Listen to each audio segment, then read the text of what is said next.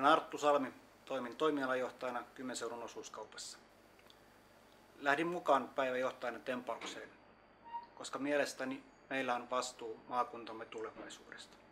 Tämä tarkoittaa myös sitä, että kerromme nuorille, tulevaisuuden päättäjille maakunnan mahdollisuuksista ja työpaikoista.